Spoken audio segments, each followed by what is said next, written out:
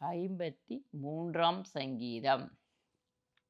தேவன் இல்லை என்று மதிகேடன் தன் இருதயத்தில் சொல்லிக் கொள்ளுகிறான்.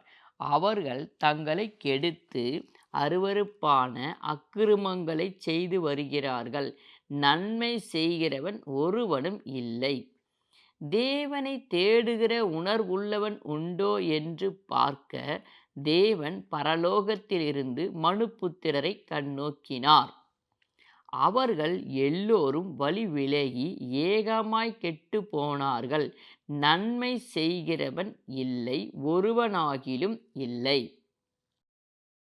அக்கிரமக்காரருக்கு அறிவு இல்லையா? அப்பத்தை பட்சிக்கிறது போல் என் ஜனத்தை பட்சிக்கிறார்களே. அவர்கள் தேவனை தொழுது கொள்ளுகிறதில்லை. உனக்கு விரோதமாய் பாளையம் இறங்கினவனுடைய எலும்புகளை தேவன் சிதறப் பண்ணினபடியால் பயமில்லாத இடத்தில் மிகவும் பயந்தார்கள்.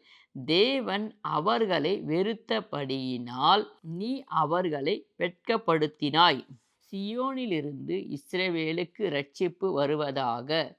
தேவன் தம்முடைய ஜனத்தின் சிறையிருப்பை திருப்பும்போது யாக்கோப்புக்கு களிப்பும் இஸ்ரவேலுக்கு மகிழ்ச்சியும் உண்டாகும். 54ஆம் சங்கீதம்.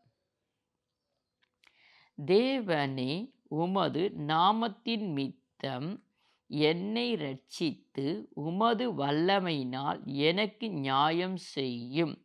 தேவனே, என் விண்ணப்பத்தை கேட்டு என் வாயின் வார்த்தைகளுக்குச் செவிகொடும். அந்நியர் எனக்கு விரோதமாய் எழும்புகிறார்கள். கொடியர் என் பிராணனை வாங்கத் தேடுகிறார்கள். தேவனை தங்களுக்கு முன்பாக நிறுத்தி நோக்கார்கள். இதோ, தேவன் எனக்கு சகாயர். ஆண்டவர் என் ஆத்துமாவை ஆதரிக்கிறவர்களோடே இருக்கிறார். அவர் என் சத்துருக்களுக்கு தீமைக்கு தீமை சரிக்கட்டுவார். உமது சத்தியத்தின் மித்தம் அவர்களை நிர்மூலமாக்கும். உற்சாகத்துடன் நான் உமக்கு பலியிடுவேன். கர்த்தாவே, உமது நாமத்தை துதிப்பேன். அது நலமானது.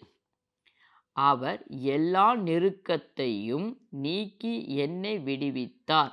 என் கண் என் சத்துருக்களில் நீதி சரிக்கட்டுதலை கண்டது.